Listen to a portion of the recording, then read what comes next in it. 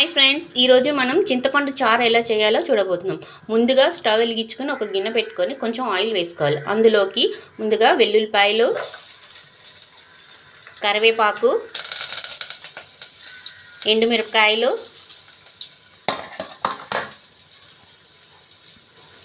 కొంచెం ఆవాలు, కొంచెం మెంతులు, కొంచెం జీలకర్ర, కొద్దిగా వాము, అవన్నీ కాస్త ఫ్రై అయ్యాక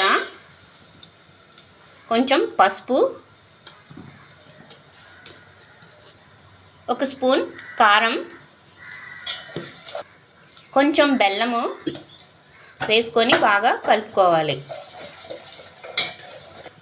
ఇప్పుడు మనం నానబెట్టుకున్న చింతపండు రసాన్ని అందులోకి వేసుకోవాలి. వేసుకున్న తర్వాత మీకు కావాల్సిన క్వాంటిటీ వాటర్ కూడా వేసుకోవాలి. మనకు కావాల్సినంత వాటర్ వేసుకోవాలి అందులోని. ఆ తర్వాత ఒక స్పూన్ సాల్ట్ కూడా వేసుకోండి మీ టేస్ట్కి తగ్గట్టు. తర్వాత కొత్తిమీర కూడా వేసుకోండి. ఇప్పుడు ఇవన్నీ కూడా బాగా తెరలేలాగా చూసుకోండి. ఈ రసం రైస్లోకి చాలా బాగుంటుంది. మీరు ఒకసారి ఇలా ట్రై చేయండి. నచ్చితే లైక్ చేయండి, షేర్ చేయండి, సబ్స్క్రైబ్ చేసుకోండి. Thanks for watching.